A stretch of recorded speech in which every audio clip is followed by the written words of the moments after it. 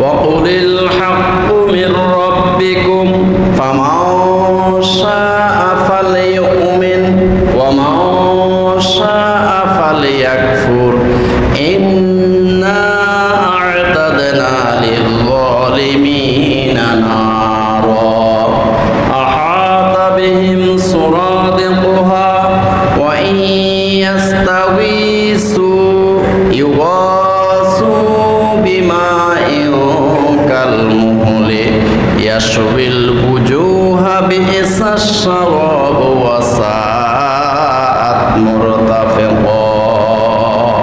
সূরা কাহাফ আয়াত নম্বর 29। আল্লাহ রাব্বুল আলামিন বলেন, ওয়াকুলিল হাক্কু মির রাব্বিকুম, ইয়া রাসূলুল্লাহ সাল্লাল্লাহু আলাইহি ওয়াসাল্লাম আপনি বলে দেন, ওয়াকুলিল হাক্কু মির রাব্বিকুম, তোমাদের রবের পক্ষ থেকে, তোমাদের মালিকের পক্ষ থেকে, আল্লাহর পক্ষ থেকে সত্য এসে গেছে। যা আল হাক্কু ওয়া যাহাবাল বাতিল ইন্নাল বাতিলা কানা যাহুকা। সত্য এসে গেছে, মিথ্যা পরাভূত হয়ে গেছে। মানুষ এখন সত্য মিথ্যার পার্থক্য বোঝে, কোনটা সত্য কোনটা মিথ্যা, কোনটা হক কোনটা বাতিল, কোনটা ঠিক কোনটা বেঠিক, কোনটা ভালো কোনটা মন্দ, এটা এখন মানুষ বোঝে। ওয়াকুলিল হাক্কু মির রাব্বিকুম, ইয়া রাসূলুল্লাহ সাল্লাল্লাহু আলাইহি ওয়াসাল্লাম আপনি বলে দেন, তোমাদের রবের পক্ষ থেকে সত্য এসে গেছে। মহাগ্রন্থ আল কোরআন এসে গেছে, আল্লাহর পবিত্র কালাম তোমাদের কাছে পৌঁছে গেছে, সত্যবাণী তোমাদের কাছে এসে গেছে।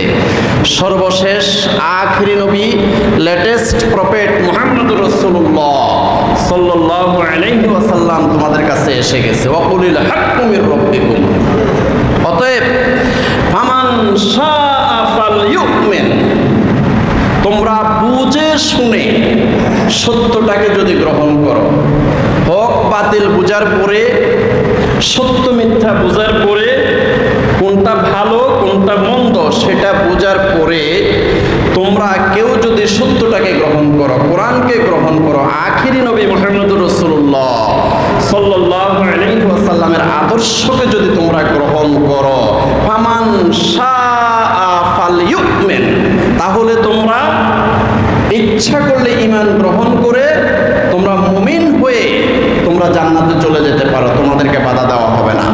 ওয়া মান শাআ ফালইয়াকফুর,